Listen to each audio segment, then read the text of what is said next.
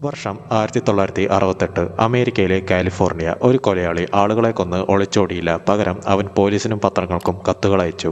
ആ കത്തുകളിൽ രഹസ്യ കോഡുകൾ, വെല്ലുവിളികൾ, ഭീഷണികൾ. പതിറ്റാണ്ടുകൾ കഴിഞ്ഞിട്ടും FBI-ക്കും പോലീസിനും അവൻ ആരാണെന്ന് ഔദ്യോഗികമായി തെളിയിക്കാൻ കഴിഞ്ഞിട്ടില്ല. ഇതാണ് ദ സോഡിയക് കില്ലർ മിസ്റ്ററി.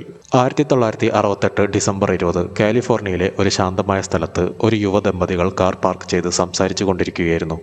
അപ്പോഴാണ് അജ്ഞാതനായ ഒരാൾ അവിടേക്ക് എത്തിയത്. വെടിയൊച്ചകൾ, ആക്രമണം. ഈ സംഭവം പിന്നീട് സോഡിയക് കില്ലറിൻ്റെ ആദ്യമായി സ്ഥിരീകരിക്കപ്പെട്ട ആക്രമണങ്ങളിലൊന്നായി അന്വേഷണ ഉദ്യോഗസ്ഥർ കണക്കാക്കി. ആ സമയത്ത് ആരും കരുതിയിരുന്നില്ല ഇത് വർഷങ്ങളോളം അമേരിക്കയിലെ ഭീതിയിലാഴ്ത്തുന്ന കേസിൻ്റെ തുടക്കമാണെന്ന്. അടുത്ത മാസങ്ങളിൽ സമാന രീതിയിലുള്ള മറ്റാക്രമണങ്ങളും നടന്നു. ചിലർ മരിച്ചു, ചിലർ അത്ഭുതകരമായി രക്ഷപ്പെട്ടു. രക്ഷപ്പെട്ടവരുടെ മൊഴികളിൽ നിന്ന് ഒരു പൊതുവിവരണം ലഭിച്ചു. പക്ഷേ ആ വ്യക്തിയെ തിരിച്ചറിയാൻ അതൊന്നും മതിയായിരുന്നില്ല. വർഷം 1969 കാലിഫോർണിയയിലെ പ്രമുഖ പത്രങ്ങൾക്ക് ഒരേ ദിവസം കത്തുകൾ ലഭിച്ചു. കത്ത് അയച്ചയാൾ ആക്രമണങ്ങളുടെ ഉത്തരവാദിത്തം ഏറ്റെടുത്തു. അതിനൊപ്പം വിചിത്രമായ ഒരു കോഡും. അവൻ ആവശ്യപ്പെട്ടത് ആ കോഡ് പത്രത്തിൽ പ്രസിദ്ധീകരിക്കണം, അല്ലെങ്കിൽ വീണ്ടും ആളുകളെ ആക്രമിക്കുമെന്ന്.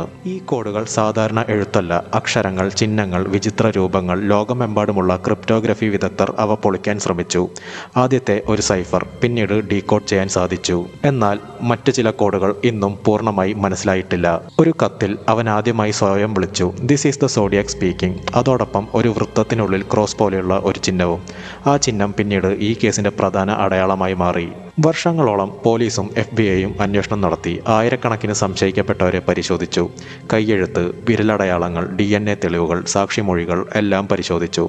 പക്ഷേ ഒരാളെയും ഔദ്യോഗികമായി കുറ്റക്കാരനായി തെളിയിക്കാൻ കഴിഞ്ഞില്ല. വർഷങ്ങളായി നിരവധി പേരെ സംശയിച്ചു. ചിലരുടെ പേരുകൾ മാധ്യമങ്ങളിൽ വ്യാപകമായി ചർച്ചയായി. എന്നാൽ അവരിൽ ഒരാളെയും കോടതി സോഡിയക് കില്ലറാണെന്ന് പ്രഖ്യാപിച്ചിട്ടില്ല. അതുകൊണ്ട് ഈ കേസ് ഇന്നും ഔദ്യോഗികമായി പരിഹരിക്കപ്പെട്ടിട്ടില്ല. പുതിയ സാങ്കേതിക വിദ്യകൾ ഉപയോഗിച്ച് അന്വേഷണം തുടരുന്നുണ്ട്.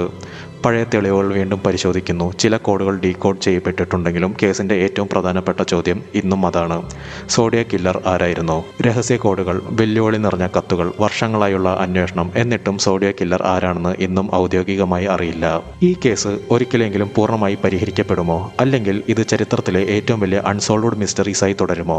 നിങ്ങളുടെ അഭിപ്രായം എന്താണെന്ന് കമൻറ്റ് ചെയ്യുക. അതുപോലെ ചാനൽ ആദ്യമായിട്ട് കാണുന്നതെങ്കിൽ സബ്സ്ക്രൈബ് ചെയ്യാൻ മറക്കരുത്. അതുപോലെ ഫ്രണ്ട്സിന് ഷെയർ ചെയ്യാനും മറക്കരുത്. നാളെ ഞാൻ മറ്റൊരു വീഡിയോ ആയിട്ട് വരുന്നതായിരിക്കും.